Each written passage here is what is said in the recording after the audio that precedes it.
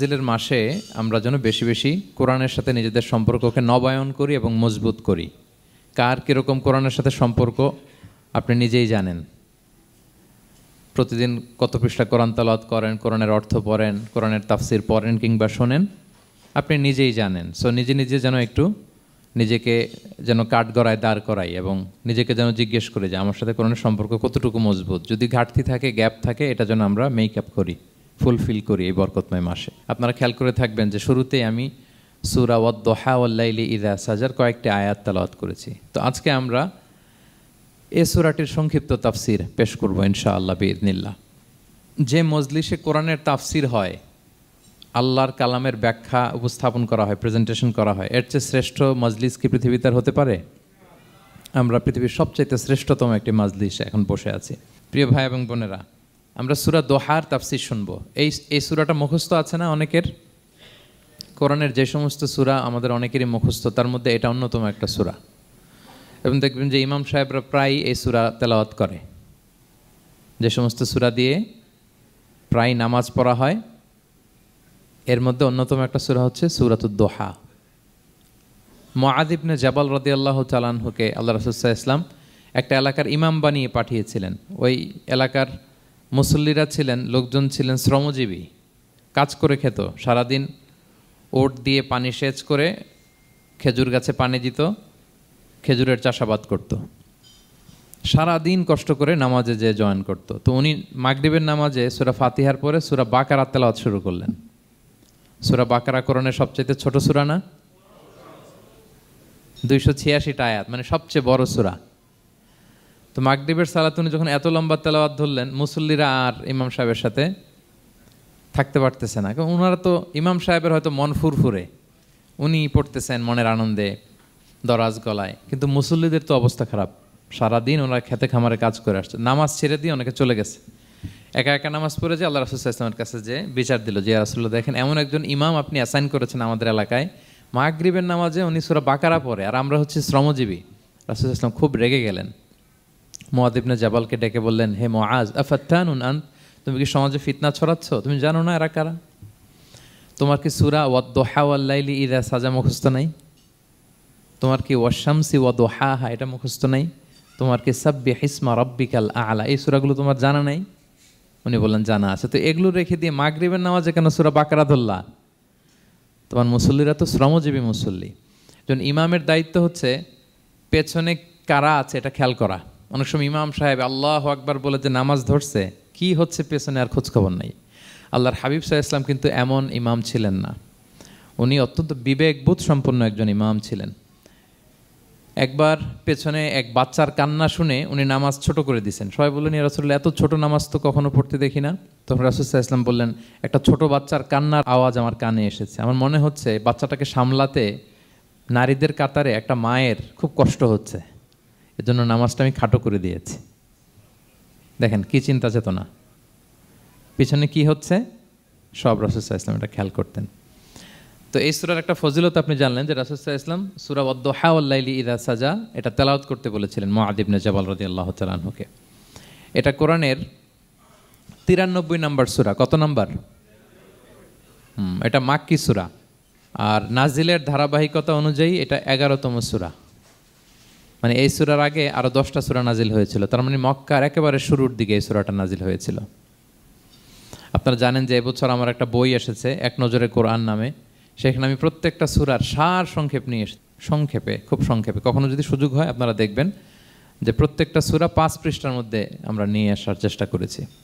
তো সেখানে এগুলো পাবেন, সূরাটা কয় নাম্বার, নাজিলের ধারাবাহিকতা কখন, তারপর কোরআন শরীফের মধ্যে কখন, এটার ফজিলত কি, এটার সেন্ট্রাল থিম কি, মেজর থিম কি, কজ অ্যান্ড ইফেক্ট কি, সব কেস স্টাডি থেকে শুরু করে রিফ্লেকশন সব আমরা সেখানে উল্লেখ করেছি। তো এই সূরাটা শুরুর দিকে, একেবারে শুরুর দিকে নাজিল হয়েছে। তার আগে মাত্র 10টি সূরা নাজিল হয়েছে। তো নাজিল হতে হতে 10টা সূরা যখন নাজিল হলো, এরপর অনেক দিন রাসূল সাল্লাল্লাহু আলাইহি ওয়াসাল্লামের কাছে কোনো সূরা নাজিল হয় না। কয়দিন নাজিল হয় না? কোনো বর্ণনায় 15 দিন, কোনো বর্ণনায় 1 মাস, কোনো বর্ণনায় 2 মাস, কোনো বর্ণনায় 6 মাস, টানা 6 মাসের গ্যাপ ওহী নাজিল হয় না। আল্লাহর হাবিব সাল্লাল্লাহু আলাইহি ওয়াসাল্লাম তিনি ওহী মিস করতে শুরু করলেন, যে ঘটনা কি, কোরআন নাজিল হচ্ছে না কেন, হঠাৎ এত গ্যাপ কেন? ওনার মাথায় কয়েকটা জিনিস ঘুরপাক খেলো। একটা ঘুরপাক খেলো যে আমার কোনো কাজে আল্লাহ আবার অসন্তুষ্ট হলো নাকি, অথবা আমি কোরআনের আয়াত এই বাণীগুলো পৌঁছে দেওয়ার ক্ষেত্রে আমার কোনো গাফলতি হয়ে গেল নাকি, সামহাও কি আল্লাহর সাথে আমার কানেকশন এটা কি লুজ হয়ে যাচ্ছে, আমি কি কোনোভাবে আল্লাহ থেকে দূরে সরে পড়তেছি। রাসূল সাল্লাল্লাহু আলাইহি ওয়াসাল্লাম টেনশনে পড়ে গেলেন, চিন্তায় পড়ে গেলেন, কিরে ওহি আসে না কেন, আসে না কেন, আসে না কেন। এটা ছিল একটা দিক। আরেকটা দিক হচ্ছে আল্লাহর হাবিব সাল্লাল্লাহু আলাইহি ওয়াসাল্লামের কাছে কোরআনের আয়াত যাই নাজিল হতো উনি যে লোকদের কাছে প্রচার করে দিতেন। এখন নাজিল হয়েছে এখনই যে প্রচার শুরু, রাতে নাজিল হয়েছে রাতেই প্রচার শুরু, দিনে নাজিল হয়েছে দিনেই প্রচার শুরু, যখন নাজিল তখন প্রচার। কারণ আল্লাহ তাআলা বলেছেন, ইয়া আইয়ুহার রাসূলু বাল্লিগ মা উনজিলা ইলাইক মির রাব্বিক, আপনার রবের পক্ষ থেকে যা নাজিল হয়েছে প্রচার করেন। তো এই যে মাঝখান দিয়ে কয়েক মাস যার কোনো প্রচার টচার করে না, মুশরিকরা টিটকারি মারতে শুরু করলো, বলে কি মুহাম্মদ তোমার আল্লাহ তোমার ভুলে গেছে বোধহয়, তোমার আল্লাহ বোধহয় তোমাকে আর পছন্দ করে না। আগে তো প্রতিদিন কিছু না কিছু শোনাতা যে এইটা নাজিল হয়েছে, ওইটা আসছে, এই বিধান ওই বিধান, এখন তো কোনো খোঁজখবর নাই। ঘটনা কি? আল্লাহর হাবিব সাল্লাল্লাহু আলাইহি ওয়াসাল্লামের চাচি উম্মে জামিল, আবুল হাবির স্ত্রী, সে আরও খারাপ কথা বলল। সে বলল, ইন্না শাইতানাকা কদ তারাকাক, তোমার কাছে যে একটা শয়তান আসতো এখন বোধহয় আর আসে না মুহাম্মদ, নাউযুবিল্লাহি মিন যালিক। এটা দিয়ে জিবরিল আলাইহিস সালামকে বুঝিয়েছেন। জিবরিল এসে কি কি যেন বলে, কই এখন তো কিছু বলো না। তো রাসূল বলবে কি করে, কারণ তিনি তো মন গড়া কিছু বলতেন না। আল্লাহর হাবিব সাল্লাল্লাহু আলাইহি ওয়াসাল্লাম মনে যা ইচ্ছা হয় মন গড়া কখনো কিছু বলেছেন? আওয়াজ করে বলেন, মন গড়া বলতেন তিনি? ওমা ইয়ান্তিকু আনিল হাওয়া ইন হুয়া ইল্লা ওয়াহয়ুন ইউহা, আল্লাহর ওহী আসলে সেটা শোনাতেন। তো ওহীও আসে না, উনি শোনাতেও পারে না, ওহীও নাই, উনি শোনাতেও পারে না। এই যে একটা কষ্টকর মুহূর্ত রাসূল সাল্লাল্লাহু আলাইহি ওয়াসাল্লামের, কিরে মাসের পর মাস চলে গেল ওহী আসতেছে না কেন, আমার কি কোনো ভুল হচ্ছে নাকি, আল্লাহকে আমাকে অপছন্দ করলেন? রাসূল সাল্লাল্লাহু আলাইহি ওয়াসাল্লাম যখন এরকম দুশ্চিন্তিত, পেরেশান, অ্যাংজাইটিতে পড়ে গেলেন, ভারাক্রান্ত, ঠিক তখন রাসূল সাল্লাল্লাহু আলাইহি ওয়াসাল্লামকে সান্ত্বনা দেওয়ার জন্য এই সূরাটা আল্লাহ নাজিল করেছেন। সান্ত্বনা দেওয়ার জন্য এই সূরাটা বেশ আশা জাগানিয়া সূরা, মোটিভেশনাল সূরা, ইন্সপিরেশনাল সূরা। আপনার মন খারাপ হলে আপনি এই সূরাটা পড়বেন, এই সূরাটা, এবং এটার পরে আরেকটা সূরা আছে, সূরাতু আলাম নাশরাহ, আপনার মন ভালো হয়ে যাবে। এটাকে দি অ্যান্টি ডিপ্রেসেন্ট সূরা বলে, মানে ডিপ্রেশন কাটায় ফেলে। আমাদের এরকম অনেক সময় হয় না যে হতাশ, দেয়ালে পিঠ ঠেকে গেছে, কোনো বের হওয়ার রাস্তা নাই, কই যাব, কোথাও সফলতা নাই, সবাই আমাকে ভুল বুঝতেছে, এরকম মাঝে মাঝে হয় না আমাদের? আমাদের সবার লাইফে আপস অ্যান্ড ডাউনস আছে। আপনি যখন ভারাক্রান্ত হবেন, কষ্টে থাকবেন, এই সূরাটা পড়বেন, দেখবেন যে আপনার ডিপ্রেশন দূর হয়ে গেছে। তো আল্লাহর হাবিব সাল্লাল্লাহু আলাইহি ওয়াসাল্লাম যখন এরকম ভারাক্রান্ত ছিলেন, চিন্তিত ছিলেন, তখন আল্লাহর হাবিব সাল্লাল্লাহু আলাইহি ওয়াসাল্লামকে চিন্তামুক্ত করবার জন্য আল্লাহ তাআলা এই চমৎকার সূরাটি নাজিল করেছেন। আল্লাহ নাজিল করলেন, আউযু বিল্লাহি মিনাশ শাইতানির রাজিম, বিসমিল্লাহির রহমানির রহিম, ওয়াদ-দুহা ওয়াল-লাইলি ইযা সাজা মা ওয়াদ্দাআকা রাব্বুকা ওয়া মা ক্বালা ওয়ালাল আখিরাতু খায়রুল লাকা মিনাল উলা ওয়ালা সাউফা ইউতিকা রাব্বুকা ফাতারদা। আল্লাহ তাআলা বললেন, ওয়াদ-দুহা, আলোর শপথ। আমি একবার সরল বঙ্গানুবাদ করি, তারপরে আমি তাফসিরে ঢুকছি। ওয়াদ-দুহা, আলোর শপথ, ওয়াল-লাইলি ইযা সাজা, রাতের শপথ, যখন রাত নিঝুম নিস্তব্ধ হয়। মা ওয়াদ্দাআকা রাব্বুকা ওয়া মা ক্বালা, নবী হে, আপনার রব আপনার উপর অসন্তুষ্টও হয় নাই, আপনাকে ছেড়েও যায় নাই, আপনার রব আপনার সাথেই আছে। আলহামদুলিল্লাহ। ফিল করবেন যে আল্লাহ আমার সাথে আছে, সবসময় এটা ফিল করতে হবে যে আল্লাহ তাআলা আমার সাথে আছেন, তিনি আমাকে ভুলে যান নাই, ছেড়ে যান নাই। আরে তার রহমত ছাড়া তো একটা শ্বাস নেওয়া তো আমার সম্ভব না, ঠিক কিনা বলেন?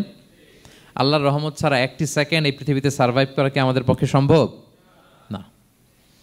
ওয়ালাল আখিরাতু খায়রুল লাকা মিনাল উলা, নবী হে, আপনার পরবর্তী সময় পূর্ববর্তী সময়ের চেয়ে অনেক ভালো হবে ইনশাআল্লাহ। মানে good days are coming in your life, ভালো সময় আসতেছে। ওয়ালা সাউফা ইউতিকা রাব্বুকা ফাতারদা, আর আপনার রব আপনাকে এত দিবেন আপনি খুশি হয়ে যাবেন। আপনার রব আপনাকে এত দিবেন আপনি নিয়ে কুলাতে পারবেন না। আলাম ইয়াজিদিকা ইয়াতীমান ফাআওয়া, নবী আপনি কি ইয়াতীম ছিলেন না, তিনি কি আপনাকে আশ্রয় দেননি? ওয়া ওয়াজাদাকা দাল্লান ফাহাদা, আপনি পথ খুঁজতেছিলেন, আল্লাহ আপনাকে পথ দেখিয়েছেন। ওয়া ওয়াজাদাকা আইলান ফাআগনা, আপনি নিঃস্ব রিক্ত হস্ত ছিলেন, আল্লাহ তাআলা আপনাকে ধনী বানিয়েছেন। ফাআম্মাল ইয়াতীমা ফালা তাকহার, খবরদার এতিমের সাথে কখনো কঠোর হবেন না। ওয়া আম্মা সাইলা ফালা তানহার, ফরিয়াদি যে সুয়াল করে হাত পাতে তাকে ধমক দিয়ে তাড়িয়ে দিবেন না। ওয়া আম্মা বিনিআমাতি রাব্বিকা ফাহাদ্দিস, আর আপনার রবের যে নেয়ামত আপনার প্রতি এটার বর্ণনা করুন। সুবহানাল্লাহ। এ হচ্ছে সরল অনুবাদ সূরাতুদ দোহার। এবার আসুন আমরা এটার তাফসিরে ঢুকি।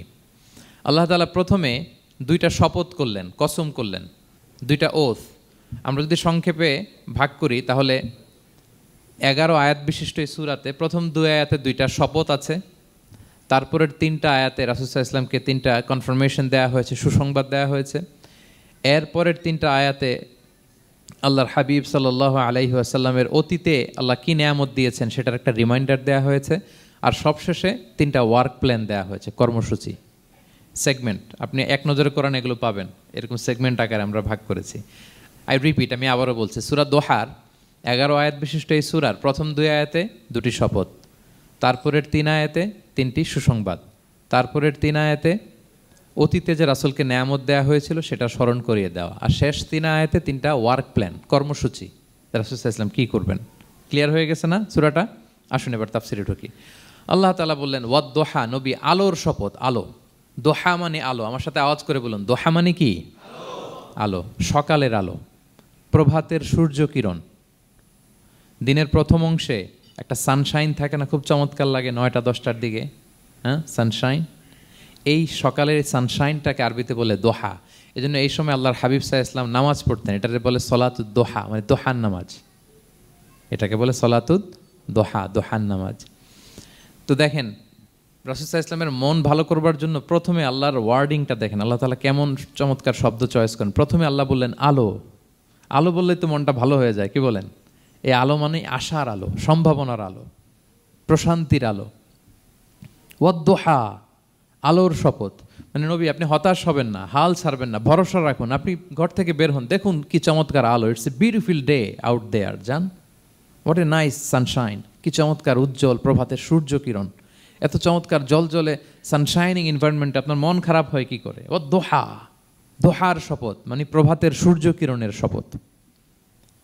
আবার বললেন ওয়াল-লাইলি ইযা সাজা, রাতের শপথ, যখন সে রাত নিঝুম হয়, গভীর হয়, নিস্তব্ধ হয়। 2টা শপথ, আলোর শপথ আর রাতের অন্ধকারের শপথ। আলোর শপথ বলে বেসিকলি আল্লাহ তাআলা ওহির আগমনকে বুঝিয়েছেন, আর রাতের শপথ বলে আল্লাহ তাআলা বেসিকলি ওহির অনুপস্থিতিকে বুঝিয়েছেন। মানে রাত দিন দুইটাই যেমনি লাগে, আল্লাহ তাআলা বোঝাতে চাইলেন নবী আপনি টেনশন করবেন না, আমি উইথ ইউ, আমি আপনার সাথে আছি। ওহি আসা না আসা দুইটাই গুরুত্বপূর্ণ। রেগুলার যদি ওহি আসে এটা রিসিভ করতে আপনার কষ্ট হয়ে যাবে। আল্লাহর পক্ষ থেকে আসমানি কিতাবের যে ওহি, এটা সাধারণ কোনো কথা না। ইন্না সানুলকি আলাইকা কওলান সাকিলা, এটা খুব ভারী, হেভি ওয়েট। এটা পাহাড়ে নাজিল করলে, লাউ আনজালনা হাযাল কুরআনা আলা জাবাল লারাআইতাহু খাশিআম মুতাসাদ্দিআম মিন খাশিয়াতিল্লাহ, এটা মাউন্ট এভারেস্টের উপর নাজিল করলে পাহাড় ভেঙে খান খান হয়ে যেত। শীতের রাতে কোরআন নাজিল হলে রাসূল সাল্লাল্লাহু আলাইহি ওয়াসাল্লাম ঘেমে একাকার হয়ে যেতেন, কপাল বেয়ে টপ টপ করে ঘাম পড়তে ওহি রিসিভ করতে যেয়ে। তিনি ওটের উপরে করে মরুভূমিতে চড়ছেন, ওহি নাজিল হলে ওটের বুক মাটিতে মিশে যেত। এক সাহাবার মাথায়, পায়ের মধ্যে মাথা রেখে রাসূল সাল্লাল্লাহু আলাইহি ওয়াসাল্লাম শুয়েছিলেন, তখন ওহি নাজিল হলো। সাহাবা বলছেন ওহির ভারে মনে হচ্ছে যে আমার পায়ের হাড্ডিটাই ফেটে যাবে। তার মানে এটা খুব ভারী বাণী, খুবই ভারী, এটা সাধারণ কোনো কালাম না। তো এই যে রাসূল সাল্লাল্লাহু আলাইহি ওয়াসাল্লামের কাছে যে ওহি নাজিল হচ্ছিল, এটা যদি রেগুলার নাজিল হয়, এটা রিসিভ করা রাসূল সাল্লাল্লাহু আলাইহি ওয়াসাল্লামের জন্য সহজ হবে না, কঠিন হয়ে যাবে। রেগুলার ওহি নাজিল হলে এটার যে পাওয়ার, প্রেশার, রাসূল সাল্লাল্লাহু আলাইহি ওয়াসাল্লামের স্নায়ু এটা বরদাস্ত করতে পারবে না। তো আল্লাহ বোঝাতে চাইলেন নবী আমি কাফির রাজা বলে আপনাকে আমি ভুলে গেছি, কখনো না, নেভার এভার। বরং আপনার যাতে একটু রেস্ট হয়, আরাম হয়, আপনাকে একটু কমফোর্ট দেওয়ার জন্য আমি সাময়িকভাবে ইচ্ছে করে ওহিটা বন্ধ রেখেছি। সুবহানাল্লাহ পড়বেন না? আপনার যাতে একটু কমফোর্ট হয়, আপনার যেন একটু আরাম হয়, ওহি রিসিভ করে করে যেন আপনি অভ্যস্ত হতে পারেন, এজন্য আমি ইচ্ছা করে আপনাকে একটু আরাম দেওয়ার জন্য ওহি বন্ধ রেখেছি। সারাদিন যদি, মানে দিনের 24 ঘন্টায় যদি সূর্য থাকে, ভাল লাগবে? আচ্ছা বলেন, 6 মাস টানা সূর্য ভাল লাগবে আপনার? রোদের গরমে আমরা অস্থির হয়ে যাব।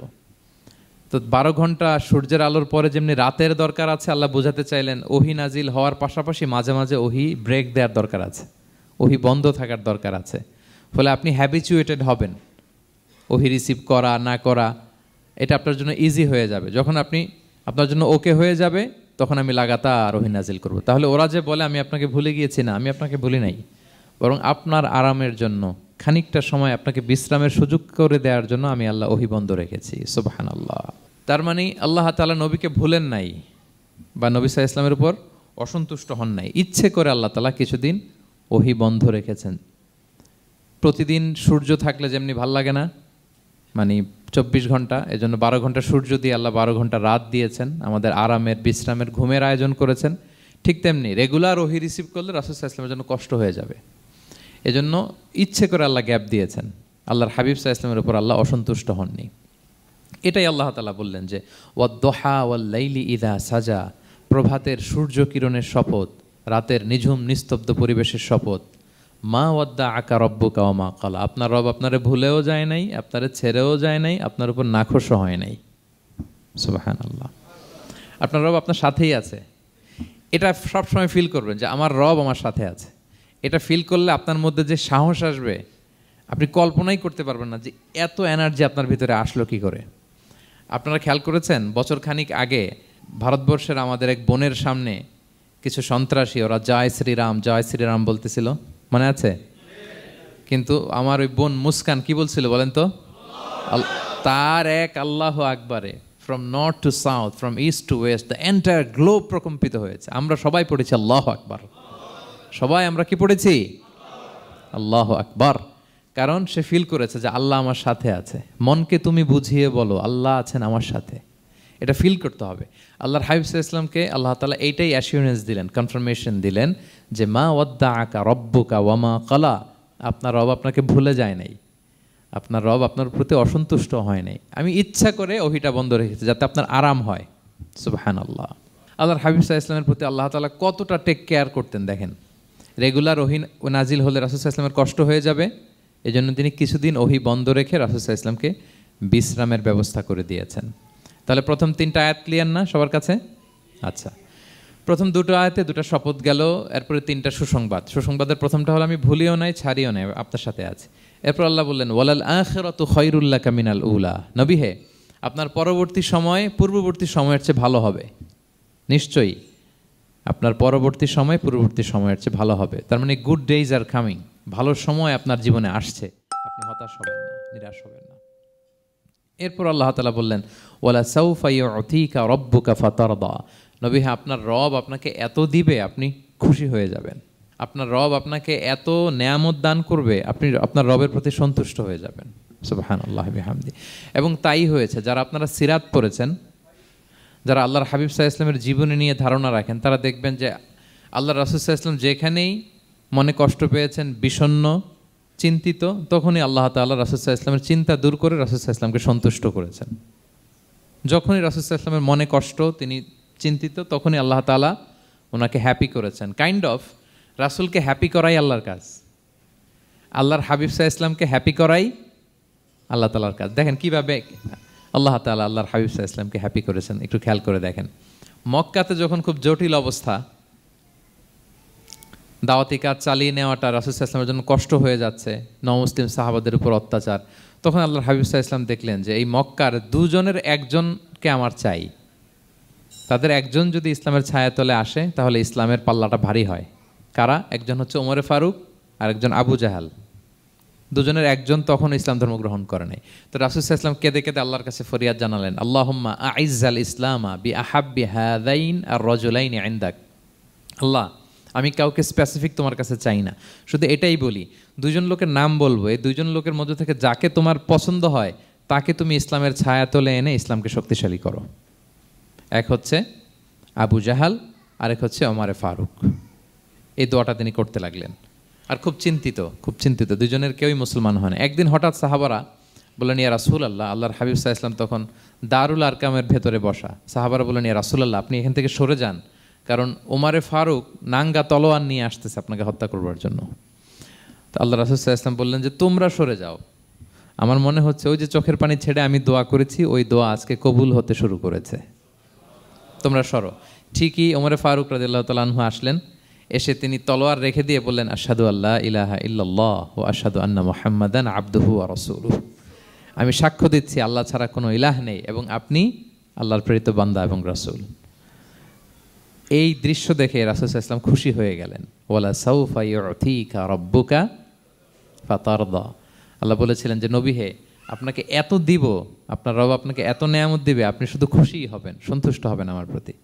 এদের রাসূল সাল্লাল্লাহু আলাইহি ওয়াসাল্লামের দোয়া কবুল করে আল্লাহ তাআলা ওমরে ফারুককে ইসলামের ছায়া তোলেন, ইসলামকে শক্তিশালী করলেন। ফাতারদা, রাসূল সাল্লাল্লাহু আলাইহি ওয়াসাল্লাম খুশি হয়ে গেলেন। এভাবে প্রতিটা ক্ষেত্রে। মক্কাতে যখন খুব কঠিন অবস্থা, রাসূল সাল্লাল্লাহু আলাইহি ওয়াসাল্লাম তায়েফে চলে গেলেন দাওয়াত দেওয়ার জন্য। নেইবারিং সিটি, আপনারা যে হজ উমরা করেছেন জানেন, মক্কার পাশের সিটি তায়েফ। দাওয়াত দিলেন, দাওয়াত প্রত্যাখ্যান করলো তারা। শুধু তাই না, ফিজিক্যালি হ্যারেস করা হলো আল্লাহর হাবিব সাল্লাল্লাহু আলাইহি সাল্লামকে। রাসূল সাল্লাল্লাহু আলাইহি ওয়াসাল্লামের জামা ধরে, গা ধরে টানা হেঁচড়া করা হলো, পাথর মারা হলো, তিনি রক্তাক্ত হলেন। হামালাতুল জিবাল, পাহাড়রক্ষী ফেরেশতারা বলল, ইয়া রাসূলুল্লাহ, আপনি যদি আদেশ দেন তায়েফের দুই দিকের পাহাড় দিয়ে এমন চাপা দিব, পুরো তায়েফের জনপদ একেবারে ভ্যানিশ হয়ে যাবে। আল্লাহর হাবিব সাল্লাল্লাহু আলাইহি ওয়াসাল্লাম বললেন, না, আমি আশা করি তাদের পরবর্তী নেক্সট জেনারেশনের কেউ না কেউ পড়বে লা ইলাহা ইল্লাল্লাহ মুহাম্মাদুর রাসূলুল্লাহ। তাই হয়েছে। এখন তায়েফে যান, শুধু মসজিদ আর মসজিদ, মসজিদ আর মসজিদ। কি চমৎকার পরিবেশ! তায়েফে গেলে মনেই হবে না আরব দেশ। বৃষ্টি হয় প্রতিদিন, অনেক চাষাবাদ হয়, চমৎকার এলাকা। রাসূল সাল্লাল্লাহু আলাইহি ওয়াসাল্লামের দোয়ার বরকত। তো তায়েফবাসী দাওয়াত প্রত্যাখ্যান করলো। রাসূল সাল্লাল্লাহু আলাইহি ওয়াসাল্লাম গায়ের রক্ত পরিষ্কার করে নাখলা নামক খেজুরের বাগানে যায়েদ রাদিয়াল্লাহু তাআলা আনহুকে ফজরের নামাজ পড়তেছিলেন। আল্লাহর হাবিব সাল্লাল্লাহু আলাইহি ওয়াসাল্লাম যখন ফজরের সালাতে তেলাওয়াত করতে লাগলেন, একদল জিন পাশ দিয়ে যাচ্ছিল। তারা তাদের এলাকায় যেয়ে বলল, ইন্না সামি'না কুরআনান আজাবা ইয়াহদি ইলা রুশদি ফাআমান্না বিহি।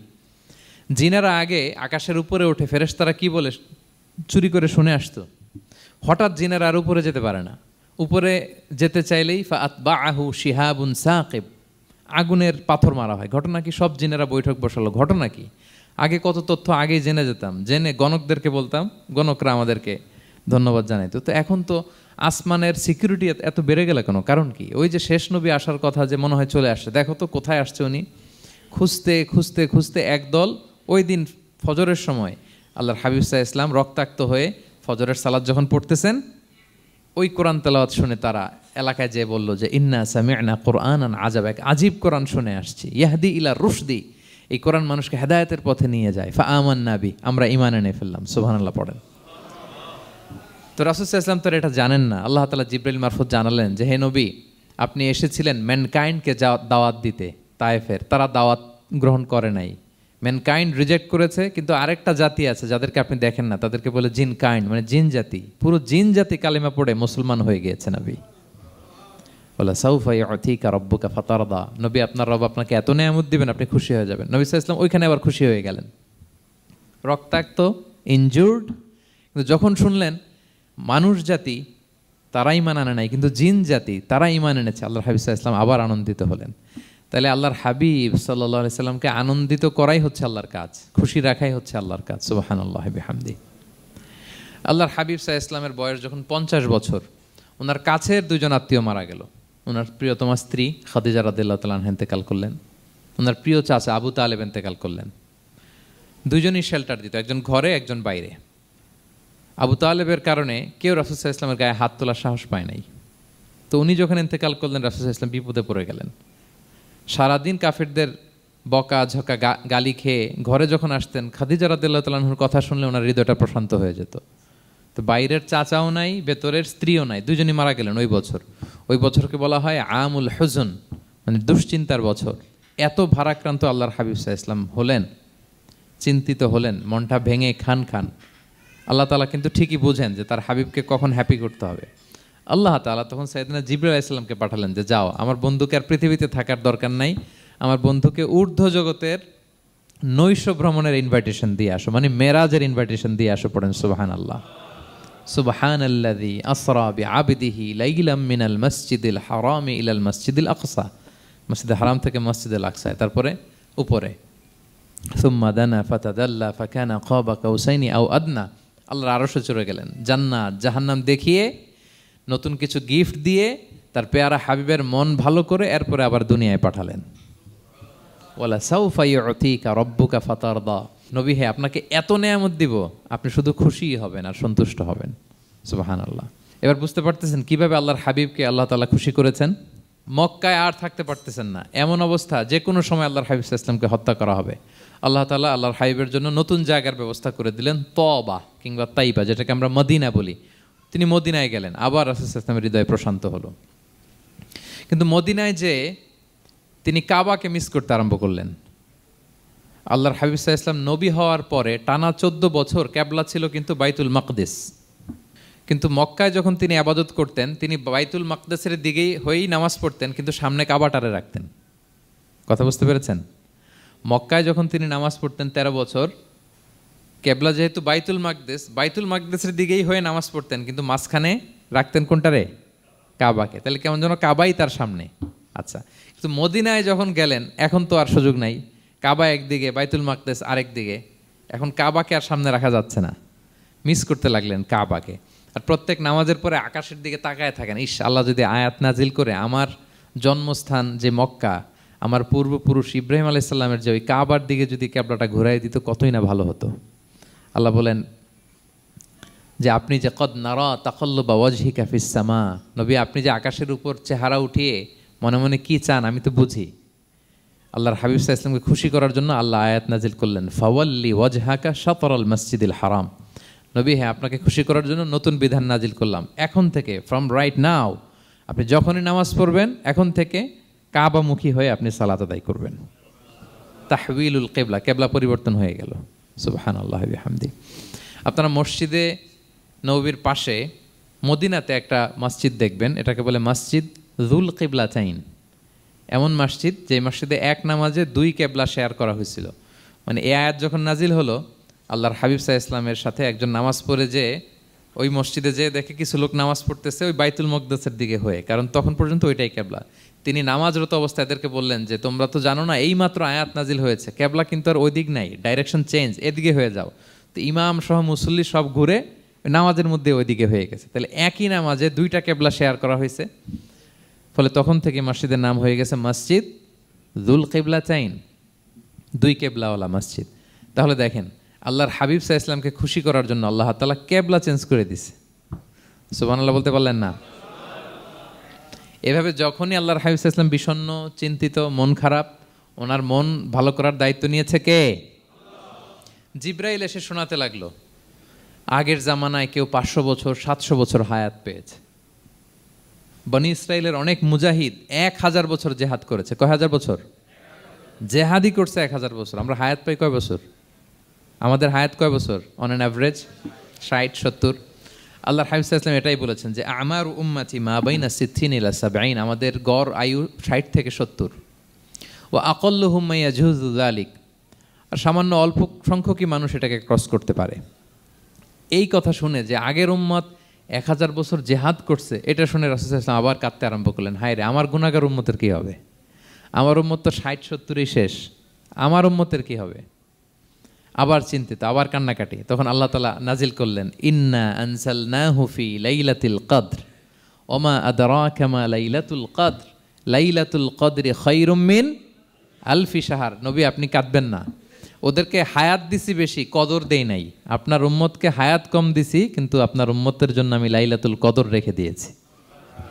এক কদরের রাতে ইবাদত করলে খায়রুম মিন আলফি শাহর, 1000 মাস ইবাদত করলে যে পরিমাণ সওয়াব অতটুকু না, খায়ের এর চেয়ে বেশি সওয়াব আল্লাহ তাআলা আপনার উম্মতের আমলনামায় দিয়ে দিবেন। আবার আল্লাহর হাবিব সাল্লাল্লাহু আলাইহি ওয়াসাল্লাম মন ভালো হয়ে গেল। ওয়ালা সাউফা ইউতিকা রাব্বুকা, সবাই বলেন ওয়ালা সাউফা ইউতিকা রাব্বুকা ফাতারদা। নবী হে এত দিব, আপনি শুধু হ্যাপি হবেন, হ্যাপি।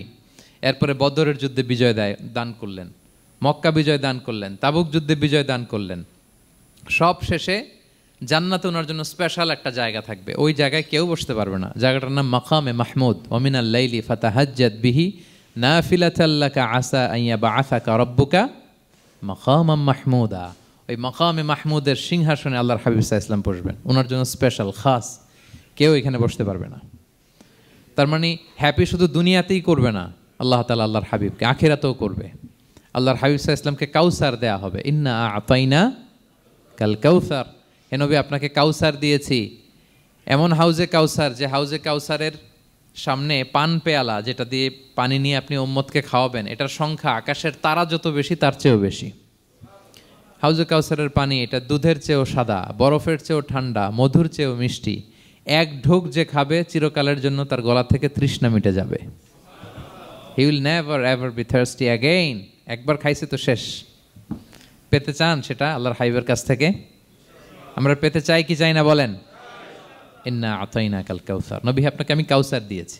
সব শেষে আল্লাহর হাবিব সাল্লাল্লাহু আলাইহি ওয়াসাল্লাম সুপারিশ করার অনুমতি পাবেন, যেদিন কেউ সুপারিশ করতে পারবে না। সবাই বলবে নফসি নফসি নফসি নফসি, থার থার করে কাঁপবে। এক একজন নবী, ইব্রাহিম আলাইহিসসালাম, ঈসা আলাইহিসসালাম, মুসা আলাইহিসসালাম, থার থার করে কাঁপবে। আর আল্লাহর হাবিব সাল্লাল্লাহু আলাইহি ওয়াসাল্লাম ওই মাকামে মাহমুদে সিংহাসন ফেলে দিয়ে সেজদা শুধু কাঁদতে থাকবে, আর সেজদার মধ্যে বলবে উম্মতি উম্মতি উম্মতি উম্মতি। হে আল্লাহ, আপনি আমার গুনাহগার উম্মতকে বাঁচান। আল্লাহ, আপনি আমার গুনাহগার উম্মতকে বাঁচান। আল্লাহ, আপনি আমার গুনাহগার উম্মতকে বাঁচান। আল্লাহ তাআলা এটা সহ্য করতে না পেরে জিবরাইল আলাইহিস সালামকে বলবেন যে ওয়াসআলহু মা ইউবকিক, জিবরাইল যাও জিজ্ঞেস করো তো আমার বন্ধু এত কাঁদে কেন, কি চায় জিজ্ঞেস করো। তো আল্লাহর হাবিব সাল্লাল্লাহু আলাইহি ওয়াসাল্লাম বলবেন আল্লাহুম্মা উম্মতি উম্মতি, আল্লাহ আমার উম্মতকে বাঁচান, আমার গুনাহগার উম্মতকে বাঁচান।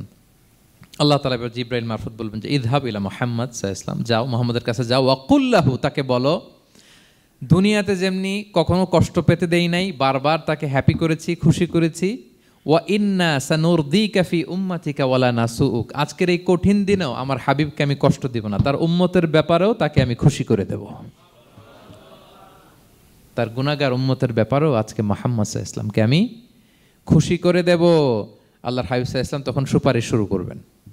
আল্লাহু আকবার, আল্লাহু আকবার। ওয়ালা সাউফা ইউতিকা রাব্বুকা ফাতারদা, নবী হে আপনাকে এত নেয়ামত দিব আপনি নিয়ে কুলাতে পারবেন না।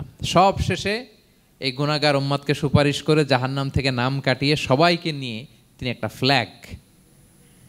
ফ্ল্যাগ হাতে নিয়ে তিনি জান্নাতের দিকে ছুটবেন। ওই ফ্ল্যাগের মধ্যে লেখা থাকবে আলহামদু। কি লেখা থাকবে? মানে প্রশংসা, প্রশংসার পতাকা। নিজেও তো প্রশংসিত। মুহাম্মদ মানে কি জানেন? মুহাম্মদ মানে কি? প্রশংসিত। এই কারণে মুহাম্মদ সাল্লাল্লাহু আলাইহি ওয়াসাল্লামকে মক্কার লোকেরা গালি দিয়েও শান্তি পেত না। মানে যদি বলি এই প্রশংসিত লোকটা খারাপ, কথাটা হইল?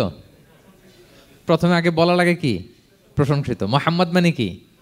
তো এই জন্য মক্কার লোকেরা রাসূল সাল্লাল্লাহু আলাইহি ওয়াসাল্লামকে মুহাম্মদ না বলে ডাকতো মুদাম্মাম, মানে নিন্দিত। তো মুদাম্মাম তো রাসূলের নাম না, রাসূল সাল্লাল্লাহু আলাইহি ওয়াসাল্লামের নাম কি? মুহাম্মদ, প্রশংসিত। এই জন্য গালি দিয়েও তারা মজা করতে পারতো না, সুবিধা করতে পারতো না।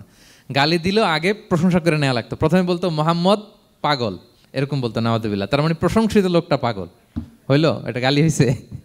ঘুরে ফিরে তো প্রশংসাই হয়ে গেল। তো আল্লাহর হাবিব সাল্লাল্লাহু আলাইহি ওয়াসাল্লাম লিওয়াউল হামদ, প্রশংসার ফ্ল্যাগ নিয়ে বিশাল উম্মতকে নিয়ে জান্নাতে অভিমুখে যাবেন এবং জান্নাতের দরজায় হি উইল বি দা প্রথম নক করবেন উনি। তখন জান্নাতের রক্ষী ফেরেশতা বলবে মান আনতা, কে? আল্লাহর হাবিব সাল্লাল্লাহু আলাইহি ওয়াসাল্লাম বলবেন আনা মুহাম্মদ, আমি মুহাম্মদ। তো ফেরেশতা বলবে আমরা দাঁড়ায় আছি এজন্য আল্লাহ বলে দিয়েছেন মুহাম্মাদের আগে কাউকে যেন এন্ট্রি দেয়া না হয়। আপনার আগে যেন কারো জন্য জান্নাতের দরজা না খুলি, স্পেশাল উপর থেকে অর্ডার আছে। আপনি যেহেতু নক করেছেন, ওয়েলকাম, আসেন। পুরো উম্মাহ নিয়ে আল্লাহর হাবিব সাল্লাল্লাহু আলাইহি ওয়াসাল্লাম জান্নাতে ঢুকবেন। ওয়ালা সাউফা ইউতিকা রাব্বুকা ফাতারদা, নবী হে আপনাকে অচিরেই এত নেয়ামত দিব আপনি সন্তুষ্ট হয়ে যাবেন। প্রথম দুইটা শপথ গেল, এরপর তিনটা সুসংবাদ গেল।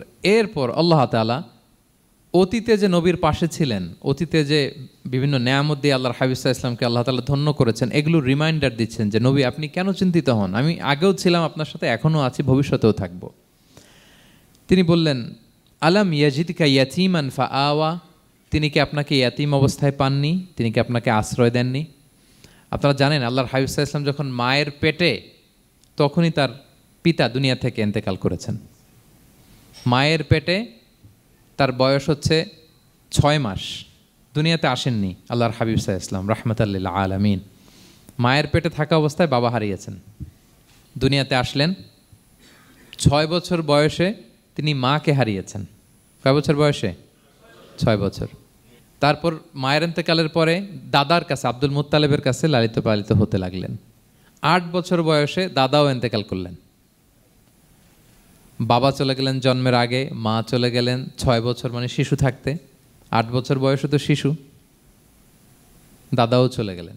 8 বছর বয়স থেকে আল্লাহর হাবিব সাল্লাল্লাহু আলাইহি ওয়াসাল্লাম চাচার কাছে এতিম অবস্থায় লালিত পালিত হতে লাগলেন। এবং আবু তালেব এত ভালোবাসতো, ইমান আনে নাই, শেষ পর্যন্ত ইমান আনেনি, শিরকের উপরে ইন্তেকাল করেছে, কিন্তু আল্লাহর হাবিব সাল্লাল্লাহু আলাইহি ওয়াসাল্লামকে এত ভালোবেসেছেন। বাবার যে কি মানে পিতৃ স্নেহের যে কি মায়া, এটা বুঝতে দেন নাই কখনো, এটার অভাব কখনো তিনি টের পান নাই। ওনার যে বাবা নাই আবু তালেবের কারণে এতটা ভালোবেসেছেন। তার মানে কখনোই রাসূল সাল্লাল্লাহু আলাইহি ওয়াসাল্লামকে লালন পালন, রক্ষণাবেক্ষণ, টেক কেয়ারের কোনো গ্যাপ আল্লাহ তাআলা রাখেননি। হালিমাতু সাদিয়ার কাছে, পরে মায়ের কাছে, উম্মে আইমানের কাছে, দাদা আব্দুল মুত্তালিবের কাছে, পরে চাচার কাছে, একটার পর একটা স্লট বাই স্লট রেডি। সেটাই স্মরণ করে দিলেন যে নবী, এমন তো হয় নাই যে আপনাকে লালন পালনের জন্য কেউ ছিল না। আলাম ইয়াজিদকা ইয়াতীমান ফাআওয়া, আপনার রব কি আপনাকে ইয়াতীম অবস্থায় আশ্রয়ের ব্যবস্থা করে দেননি? মানে তখন তো আমি ছিলাম আপনার সাথে, কেউ ছিল না, তখন তো আমি ছিলাম। তো আপনার তো ভয় কিসের? আপনি হতাশ হবেন না, নিরাশ হবেন না, হাল ছাড়বেন না আপনি। তাহলে প্রিয় ভাইরা, আল্লাহর হাবিব সাল্লাল্লাহু আলাইহি ওয়াসাল্লাম ইয়াতীম অবস্থায় পৃথিবীতে এসেছিলেন এবং এজন্য ইয়াতীমের সাথে ভালো আচরণ তিনি করতে বলতেন আল্লাহর হাবিব সাল্লাল্লাহু আলাইহি ওয়াসাল্লাম। যারা এতিমকে ভালোবাসে আল্লাহ তাদেরকে ভালোবাসে। এবং আল্লাহর হাবিব সাল্লাল্লাহু আলাইহি ওয়াসাল্লাম বলতেন, আনা ওয়া কাফিলুল ইয়াতীমি ফিল জান্নাতি কাহাতাইন, আমি এবং এতিমের রক্ষণাবেক্ষণকারী এইভাবে প্রতিবেশীর মতো জান্নাতে থাকব। এই দুই আঙ্গুলের মাঝে যেমনি গ্যাপ নাই, আমার আর এতিমের রক্ষণাবেক্ষণকারী তার বাড়ির মাঝখানে কোনো গ্যাপ থাকবে না জান্নাতে। We will be neighbour in paradise. জান্নাতে এরকম আমরা কাছাকাছি থাকবো। আল্লাহু আকবার পড়েন। তাহলে এতিমের রক্ষণাবেক্ষণকারীকে আল্লাহ তাআলা ভালোবাসেন। যারা এতিমকে পছন্দ করে না, এতিমকে তাড়িয়ে দেয়, তাদেরকে আল্লাহ পছন্দ করেন। আল্লাহ তাআলা বলেন, আরাআইতাল্লাযী ইউকাযযিবু বিদ্দীন ফাযালিকাল্লাযী ইয়াদুউল ইয়াতীম। যারা আখিরাতকে অবিশ্বাস করে তারাই এতিমকে ঘাড় ধাক্কা দিয়ে তাড়িয়ে দেয়। কোনো বিশ্বাসী কখনো এতিমের সাথে খারাপ আচরণ করে না। আপনাদের যাদের মন শক্ত, অনেকের চোখ দিয়ে পানি নামে না। আমার এক আত্মীয় আছে খুব আল্লাহওয়ালা, আমার জীবনে এত আল্লাহওয়ালা আমি দেখি নাই, কিন্তু ওনার চোখ দিয়ে পানি নামে না। বারবার এসে আমারে বলে যে মিজান কি করবো বলো, তুমি একটু মোনাজাত ধরো। আমার মনে আছে আমি ওনাকে নিয়ে মোনাজাত ধরতাম, তো ওনার কান্না আসে না চোখ দিয়ে। এত আল্লাহওয়ালা, খুব ভালো মানুষ, কিন্তু চোখ দিয়ে পানি নামে না। এটা অনেকের হয়, নানা কারণে হয়। তো আল্লাহর হাবিব সাল্লাল্লাহু আলাইহি ওয়াসাল্লাম বলেছেন, কারো যদি চোখ দিয়ে পানি না নামে বা হৃদয় নরম না হয়, তারা যেন এতিমের মাথায় হাত বুলিয়ে দেয়। এক সাহাবী এসে বলেন, ইয়া রাসূলুল্লাহ, আমার হৃদয়টা বড় শক্ত, হৃদয় নরম হয় না। রাসূল সাল্লাল্লাহু আলাইহি ওয়াসাল্লাম বললেন, তাই? আচ্ছা, আতুহিব্বু আন ইয়ালিনা কলবুক, তুমি কি চাও তোমার হৃদয় নরম হোক, ওয়া তুদরাকা হাজাতুক, এবং তোমার আশা পূরণ হোক? তিনি বললেন, হ্যাঁ। তখন রাসূল সাল্লাল্লাহু আলাইহি ওয়াসাল্লাম বললেন, ইরহামিল ইয়াতীম, এতিমের উপর রহম করো। ওয়ামসা আলা রাসি, এতিমের মাথায় হাত বুলিয়ে দাও। ওয়া আতইমহু মিন তুআমিক, তোমার খাবার এতিমকে খাওয়াও। তালিনু কলবুক, তোমার অন্তর নরম হবে। তুদরাকা হাজাতুক, তোমার ইচ্ছা পূরণ হবে। তাহলে হৃদয় যদি শক্ত থাকে, কার মাথায় হাত বুলাবেন? বুলাইছেন কখনো? হ্যাঁ, বুলিয়েছেন? খুঁজে খুঁজে হাত বুলাবেন। বাংলাদেশে তো অনেক অরফেনেজ আছে, অনাথ আশ্রম, ওখানে যাবেন। সুযোগ হলে একদিন যে একটু লাঞ্চ করলেন ওদের সাথে বসে, ডিনার করলেন, একসাথে খেলেন, ওদের মাথায় হাত বুলিয়ে দিলেন, সাধ্যমতো কিছু উপহার হাতে তুলে দিলেন, আপনার ইচ্ছা পূরণ হবে আর আপনার হৃদয় নরম হবে ইনশাআল্লাহ। আর এতিমকে আদর করা মানে নবী সাল্লাল্লাহু আলাইহি ওয়াসাল্লামের প্রতি ভালোবাসা দেখানো। কারণ আমার নবী এতিম হয়ে বড় হয়েছেন। এতিমের প্রতি ভালোবাসা প্রকারান্তরে নবী সাল্লাল্লাহু আলাইহি ওয়াসাল্লামের প্রতি ভালোবাসা দেখানো হয়, কারণ আমার নবী এতিম হয়ে বড় হয়েছেন। সুবহানাল্লাহ। কিন্তু তার বিপরীতে আমরা সমাজে কি দেখি? এতিমের মাথায় হাত বুলানো তো দূরের কথা, এতিমের সম্পদও খেয়ে ফেলে অনেকে। হ্যাঁ, এরকম আছে না? এতিমের সম্পদ দেদারসে গিলতেছে। কি যে আমাদের চিন্তাধারা! দেখবেন যে লোকটা এতিমের সম্পদ গিলে, ওরা রোজা অবস্থায় এক ঢোক পানি গিলাতে পারবেন কিনা দেখেন। যে বলেন একটু পানি খান তো, যে খাবে না কেন? হারাম। তো ওই হারাম কিন্তু গিলতেছে ইচ্ছা মতো। রোজা অবস্থায় এক ফোঁটা আপনি পানি গিলাতে পারবেন না, এরে কেন? হারাম। কিন্তু ওইদিকে ভাতিজার সম্পদ গিলতেছে দেদারসে। আল্লাহ বলেন, এটা ভাতিজার সম্পদ না, এটা তুমি জাহান্নামের আগুন পেটে ঢুকাচ্ছ। জাহান্নামের আগুন। ইন্নাল্লাযীনা ইয়াকুলুনা আমওয়ালাল ইয়াতামা যুলমান ইন্নামা ইয়াকুলুনা ফি বুতুনিহিম নারা ওয়া সায়াসলাউনা সাঈরা। যারা এতিমের সম্পদ খায়, এটা সম্পদ না, এটা জাহান্নামের আগুন তুমি পেটে ঢুকাচ্ছ। সো এতিমের প্রতি যেন আমরা নমনীয় হই, তাদের মাথায় হাত বুলাই, তাদের জন্য খরচ করি, তাদের প্রতি যেন আমরা দয়াদ্র হই, কারণ আমার নবী এতিম অবস্থায় বড় হয়েছেন। তাহলে নবী সাল্লাল্লাহু আলাইহি ওয়াসাল্লামকে এটা স্মরণ করে দিলেন, নবী আপনি তো এতিম ছিলেন, আমি তো আপনাকে রক্ষণাবেক্ষণের ব্যবস্থা করছি। আর কি করেছি? ওয়াওয়াজাদাকা দাল্লান ফাহাদা, নবী আপনাকে আমি এমন অবস্থায় পেয়েছি, আপনি পথ খুঁজতেছিলেন, আমি আপনাকে পথ দেখিয়েছি।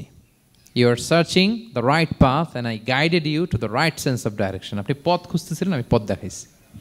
এখানে দল্লানের অর্থ পথভ্রষ্ট করা যাবে না। ওয়াজাদাকা দল্লান, হে নবী আপনাকে আমি পথভ্রষ্ট পেয়েছি, পরে পথ দেখিয়েছি, এরকম বলা যাবে না। এটা আল্লাহর হাবিব সাল্লাল্লাহু আলাইহি ওয়াসাল্লামের ক্ষেত্রে প্রযোজ্য নয়। অনেক বাংলা তাফসীর অর্থে আমি দেখেছি পথ হারা, নবী আপনাকে আমি পথ হারা পেয়েছি, পথ দেখেছি, এটাও খুব একটা সুন্দর না। সবচেয়ে সুন্দর হচ্ছে নবী আপনি পথ খুঁজতেছিলেন, সত্যের অনুসন্ধানী ছিলেন। অনেক সময় দেখবেন অনেক পথিক যেতে যেতে এমন এক জায়গায় যায়, দেখে 3 রাস্তা কিন্তু কোনো সাইনবোর্ড নাই। পুরাতন রাস্তাগুলোতে এরকম অনেক সময় হতো না আমাদের, 3 দিকে রাস্তা, কোনো সাইনবোর্ড নেই, তো যাবো কই? এটা বুঝালেন যে নবী আপনি পথ খুঁজতেছিলেন, আমি আপনাকে দেখিয়েছি, হে নবী এটাই সিরাতুল মুস্তাকিমের পথ। ওয়াজাদাকা দল্লান ফাহাদা, আপনি পথ খুঁজতেছিলেন, আমি আপনাকে পথ দেখিয়েছি। তো ছোটবেলায় সাথে ছিলাম, পথ খুঁজতেছিলেন, পথ দেখালাম, আমি আপনার ভুললাম কোথায়? কাফিরদের কথায় মন খারাপ করেন কেন যে তারা বলে আমি আপনাকে ভুলেছি, ছেড়েছি? নো, নেভার এভার, আমি আপনার সাথেই আছি। তারপরে আল্লাহ তাআলা বললেন ওয়াজাদাকা আইলান ফাআগনা, তিনি আপনাকে রিক্ত হস্ত নিঃস্ব পেয়েছেন, সম্পদহীন অবস্থায় পেয়েছেন, পরে সম্পদশালী করেছেন। সুবহানাল্লাহ। আল্লাহর হাবিব সাল্লাল্লাহু আলাইহি ওয়াসাল্লাম শুরুতে সম্পদের অত যোগান ছিল না, পরে খাদিজা রাদিয়াল্লাহু তাআলা আনহার সাথে যখন বিয়ে হলো আল্লাহ তাআলা সম্পদের কষ্ট দূর করলেন। কারণ খাদিজা রাদিয়াল্লাহু তাআলা আনহা অনেক বড় ব্যবসায়ী ছিলেন। বিয়ের আগে পার্টনারশিপে বিজনেস ছিল রাসূল সাল্লাল্লাহু আলাইহি ওয়াসাল্লামের সাথে। আল্লাহর হাবিব সাল্লাল্লাহু আলাইহি ওয়াসাল্লাম শ্রম দিয়েছেন, খাদিজা রাদিয়াল্লাহু তাআলা আনহার ইনভেস্টমেন্ট ছিল। তো ওই শ্রমে খাদিজা রাদিয়াল্লাহু তাআলা আনহার এক বান্ধবী, তিনি এমন প্রশংসা করলেন এসে আল্লাহর হাবিব সাল্লাল্লাহু আলাইহি ওয়াসাল্লামের ব্যাপারে যে এমন লোক আমি দেখি নাই, ওনার কথা বার্তা, চলন, কথন, ডিলিং সব আলাদা। পুরো কাফেলার মধ্যে উনি একরকম, পুরো কাফেলা আরেক রকম। এই কথা শুনে তো খাদিজা রাদিয়াল্লাহু তাআলা আনহা আকৃষ্ট হলেন যে এরকম একজন সৎ লোকই তো আমার চাই। প্রস্তাব দেয়া হলো, চাচাদের কাছে বিয়ে হয়ে গেল। এবং বিয়ের পরে খাদিজা রাদিয়াল্লাহু তাআলা আনহা নারীদের মধ্যে সর্বপ্রথম শাহাদা বাক্য পড়ে মুসলমান হয়েছিলেন।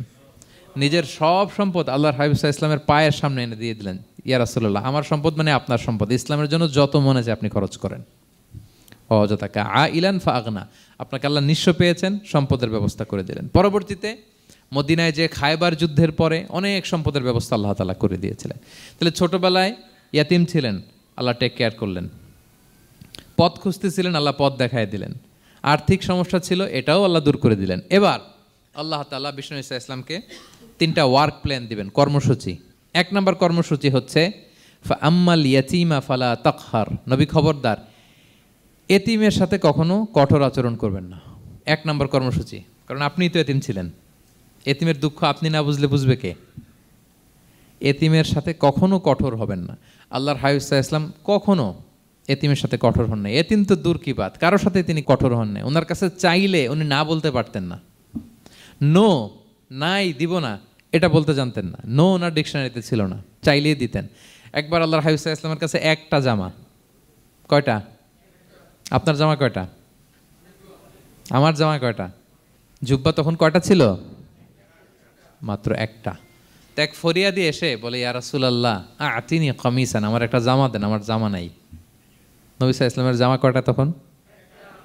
ওনার কাছে চাইলে উনি না বলতে পারতেন? খুলে দিয়ে দিয়েছেন, নাও। এখন ওনার জামা আছে কয়টা?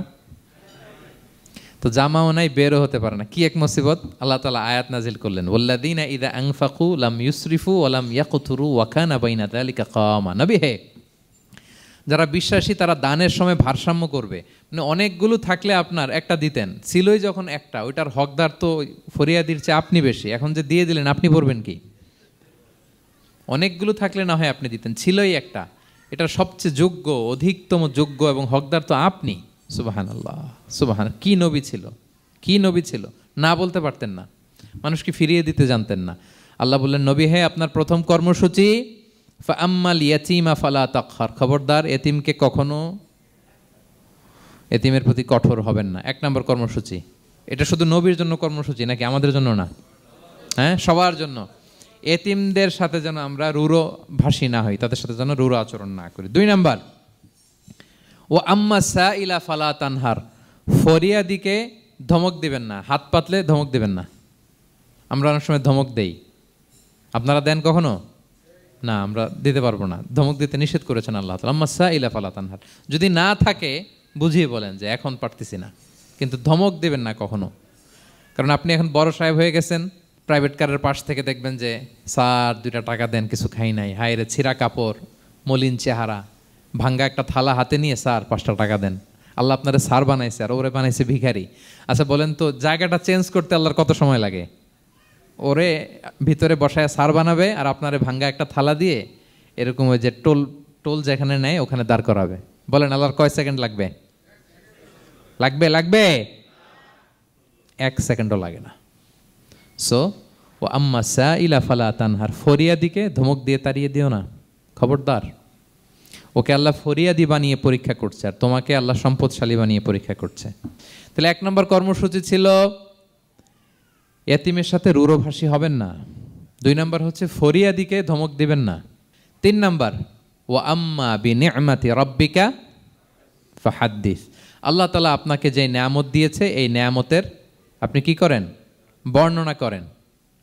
ও আম্মা বিনিআমাতি রাব্বিকা ফাহাদ্দিস, আল্লাহ নেয়ামতের বর্ণনা করেন, শুকরিয়া করেন। কারণ আল্লাহ তাআলা আমাদের অনেককে ইয়তিম বানায় নাই, আমাদেরকে ফরিয়াদি বানায় নাই। আমরা অনেকেই আছি, আমরা এখনো ইয়তিম না, আমার আব্বা আম্মা এখনো বেঁচে আছেন, আমাদের অনেকের আব্বা আম্মা বেঁচে আছেন। ইয়তিম মূলত ছোট অবস্থায় যদি বাবা মারা যায় তাকে আরবিতে ইয়তিম বলে। মান মাতা আবুহু ওয়া হুয়া সগীর, কেউ ছোট তার বাবা মারা গেছে তাকে শরীয়তের পরিভাষায় কি বলে? ইয়তিম। তা আমরা অনেকেই তো ইয়তিম না, আমরা অনেকেই তো অন্যের কাছে হাত পাতা লাগে না, তো আমরা ভালো আছি না? আমাদের দেখবেন যে প্রায় হিসাবটা হচ্ছে আমার কি নাই, আমাদের হিসাবটা কি নাই, কি যে আছে এটার হিসাব করে কুলানোও যাবে না, ঠিক কিনা বলেন? হ্যাঁ, ঠিক যেই মুহূর্তে এখানে বসে আমরা এই চমৎকার ইফতারি নিয়ে বসে আছি, ঠিক একই মুহূর্তে দেখবেন যে হসপিটালের আইসিইউতে শুয়ে শুয়ে কাতরাচ্ছে অনেকে। হ্যাঁ, ঠিক এই মুহূর্তে কিডনি ডায়ালিসিস চলতেছে, দেখছেন? কিডনি পেশেন্ট এদিকে ছিদ্র করে ব্লাড সব বের হয়ে রিফাইনিং হয়ে আরেক দিক দিয়ে ঢুকে, ওর চিৎকার শুনলে। বার্ন ইউনিটে গেছেন কখনো? আগুনে পোড়া রুগী, আপনার তো অনেক কিছু নাই, আমার এটা নাই ওইটা নাই, আল্লাহ এটা দিল না, এটা নিয়ে আসেন। আপনি বার্ন ইউনিটে একদিন যায়েন, তাহলে বুঝবেন যে আল্লাহ আপনারা কত শান্তিতে রেখেছে। না খেয়ে কয় রাত কাটিয়েছি আমরা, বলেন তো? কত লোক বাড়ি ভাড়া পরিশোধ করতে পারে না, ঋণের বোঝায় জর্জরিত, দুরারোগ্য ব্যাধিতে আক্রান্ত, ক্যান্সারের লাস্ট স্টেজে। তাদের সাথে একটু দেখা করেন, 4th স্টেজে চলে আসছে ক্যান্সার পেশেন্ট। তার চেহারা, তার খাবার, তার চলাফেরা, কিভাবে তার প্রতিটা সেকেন্ড কাটে, একটু দেখে আসবেন, তাইলে বুঝবেন যে কত আল্লাহর দেয়া নেয়ামতের সাগরে হাবুডুবু খাই আমরা। এজন্য আল্লাহ বলেছেন 3 নম্বর কর্মসূচি হচ্ছে ওয়া আম্মা বিনিআমাতি রাব্বিকা ফাহাদ্দিস, আল্লাহ নেয়ামতের শুকরগুজার হও।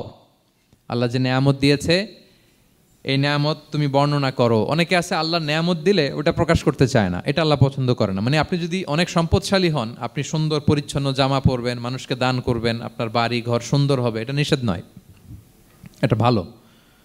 আপনি আল্লাহর দেয়া নেয়ামত ব্যবহার করতে পারবেন এবং বলতেও পারবেন, কিন্তু শুকরান লা ফখরান, শুকরিয়া স্বরূপ বলবেন, ফখর করে অহংকার করে না। বলতে পারেন আলহামদুলিল্লাহ, আল্লাহ তাআলা আমাকে 4টা ছেলে দান করেছে, 4 জন হাফেজ, আল্লাহ তাআলা আমাকে থাকার মতো একটা ঘর দিয়েছে, একটা বাড়ি দিয়েছে, একটা গাড়ি দিয়েছে, সম্মান নিয়ে সমাজে চলার মতো আল্লাহ তাআলা আমাকে দিয়েছেন। এটা যদি আপনি শুকরিয়া স্বরূপ বলেন এটাতে সমস্যা নেই, কিন্তু অহংকার নিয়ে বলা যাবে না। ইন্নাল্লাহা ইউহিব্বু আইয়ারা আসারা নি'মাতিহি আলা আবদিহি, আল্লাহ তাআলা যে নেয়ামত তার বান্দাকে দিল ওইটার একটা নমুনা দেখতে আল্লাহ পছন্দ করে। আল্লাহ বানাইছে আপনার বিলিয়নিয়ার, আপনি হচ্ছেন ছেঁড়াপাড়া জামা পরে চলেন, হবে? বানাইছে আল্লাহ তাআলা আপনাকে অনেক সম্পদশালী, আপনার চলা ফেরা কোনো রুচিই নাই, এটা হইলো না। আল্লাহ চায় যে তোমার যে নেয়ামত দিছে এটার একটা নমুনা তোমার মধ্যে থাক, এটাও শুকরগুজার হওয়ার একটা আলামত। তাহলে 3 নম্বর কর্মসূচি কি? ওয়া আম্মা বিনিআমাতি রাব্বিকা ফাহাদ্দিস, আল্লাহর নেয়ামতের শুকরগুজার হও, আল্লাহ তাআলা যে নেয়ামত দিয়েছে সেটা বর্ণনা করো। তাহলে প্রিয় ভাইরা, সূরাতুদ দোহা এটা হচ্ছে একটা মোটিভেশনাল সূরা, আশা জাগানিয়া সূরা, অ্যান্টি ডিপ্রেশন বলি আমি এই সূরাটাকে। ডিপ্রেশন থাকলে চলে যাবে, কারণ ওয়ালাল আখিরাতু খায়রুল লাকা মিনাল উলা, হে নবী আপনার পরবর্তী সময় আপনার পূর্ববর্তী সময়ের চেয়ে ভালো। সবসময় আশাবাদী হবেন। সূরা দোহার 1 নম্বর শিক্ষা হচ্ছে বি অপটিমিস্টিক, মানে অপটিমিজম, আশাবাদী হওয়া, নিরাশ হওয়া যাবে না। বিশ্বাসীদের, মুমিন মুসলিমের ডিকশনারিতে হতাশা নিরাশা নাই, আমার ডিকশনারিতে অন্তত নাই, আপনাদের আছে কিনা জানি না। আজকে থেকে বলেন আপনাদের ডিকশনারিতে হতাশা নিরাশা রাখবেন? আমাদের কোনো হতাশা নাই, নিরাশা নাই, কারণ আমরা যে পরিস্থিতিতে থাকি না কেন আমাদের সাথে কে আছেন? লা তাহজান ইন্নাল্লাহা মা'ানা, চিন্তিত হয়ো না, আল্লাহ আমার সাথে আছেন। আল্লাহ আমার সাথে আছেন বললেই দেখবেন মুস্কানের মতো এক তাকবীর আপনার মুখ দিয়ে বেরোচ্ছে, এমন এনার্জি বেরোচ্ছে, গোটা বিশ্ব আপনি জয় করে ফেলবেন তখন। এটাই আমাদের সবচেয়ে বড় পাওয়ার। আমাদের সাথে কে আছে? ইন্নাল্লাহা মা'ানা, আল্লাহ তাআলা আমাদের সাথে আছেন। তাহলে সূরা দোহার আজকের তাফসীরের 1 নাম্বার লেসন হচ্ছে optimism. Believer should be optimistic always. বিশ্বাসীরা আশাবাদী হয়, নিরাশ হয় না, হতাশ হয় না, হাল ছাড়ে না। বিশ্বাসীরা ভরসা রাখে এক মহান সত্তার উপর। আওয়াজ করে বলেন তো তিনি কে? আল্লাহর উপর ভরসা রাখে, আমরা নিরাশ হই না। 2 নাম্বার শিক্ষা হচ্ছে গ্রেটফুলনেস, কৃতজ্ঞতা। আপনার জীবনে অনেক কিছু আছে, নাই নাই বলবেন না, শুধু কমপ্লেইন করবেন না। অনেকে দেখবেন শুধু অভিযোগ, এটা নাই, ওইটা নাই, এই পাইলাম না, ওর আছে এটা, ওর, আমার সাথে কেন এমন হয়, আমার সাথে শুধু আমার সমস্যা। এগুলো যারা বলে তাদেরকে আল্লাহ নেয়ামত আরও ছিনিয়ে নেয়। বরং যারা অল্প পেয়েও বলে আলহামদুলিল্লাহ, তাদেরকে নেয়ামত দেওয়ার ধারাবাহিকতা আল্লাহ তাআলা অব্যাহত রাখেন। সব অবস্থায় আলহামদুলিল্লাহ, যে কোনো পরিস্থিতিতে, যে কোনো অবস্থায় কি বলবো আমরা? আপনি খেয়াল করে দেখেন না যে আপনার কি কি আছে, কত কিছু যে আপনার আছে, অবাক করা। 3 নাম্বার কাইন্ডনেস। 3 নাম্বার লেসন হচ্ছে কাইন্ডনেস, দয়া। আমরা যেন অন্যের প্রতি দয়াশীল হই। আপনি অন্যের প্রতি দয়ালু হলে আপনার প্রতি দয়ালু হবো কে?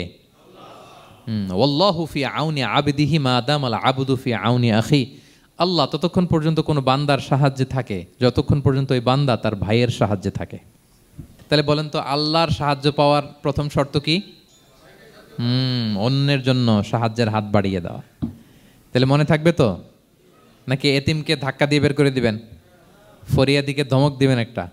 বড় সাহেব তো আপনি, বড় স্যার, খবরদার। তাহলে 1 নম্বর লেসন অপটিমিজম। আমরা হতাশ হব না, হতাশা আমাদের ডায়েরিতে নাই, আমরা আশাবাদী, আমরা আল্লাহর রহম ভরসার ভিখারি, ঠিক কিনা বলেন? 2 নম্বর লেসন হচ্ছে গ্রেটফুলনেস। আমরা সবসময় আল্লাহর প্রতি শুকরগুজার হব, কৃতজ্ঞ হব। আল্লাহর হাবিব সাল্লাল্লাহু আলাইহি ওয়াসাল্লাম বলতেন, আল্লাহুম্মা জাআলনি সাবুরা ওয়া জাআলনি শাকুরা ওয়া জাআলনি ফি আইনি সগীরা ওয়া ফি আয়ুনিন নাসি কাবীরা। আল্লাহ আপনি আমাকে ধৈর্যশীল বান্দা বানান, আপনি আমাকে শুকরগুজার বানান। আল্লাহ আমার চোখে আমাকে ছোট বানান। আল্লাহ গোটা বিশ্বের মানুষের চোখে, জনতার চোখে আমাকে বড় বানান। আওয়াজ করে পড়েন আমিন। এই দোয়াটা বেশি বেশি পড়বেন। আর সব শেষে আমরা যেন কাইন্ড হতে পারি, অন্যের প্রতি দয়ালু হতে পারি। যে রহম করে সে রহম প্রাপ্ত হয়, যে অন্যকে দয়া দেখায় সে আল্লাহর পক্ষ থেকে দয়া পায়। আল্লাহ তাআলা আমাদের সবাইকে কথাগুলো বোঝার ও আমল করার তৌফিক দান করুক। হাযা মা ইনদি ওয়াল ইলমু ইনদাল্লাহি আলাইহি তাওয়াক্কালতু ওয়া ইলাইহি উনীব। আসসালামু আলাইকুম ওয়া রাহমাতুল্লাহি ওয়া বারাকাতুহু।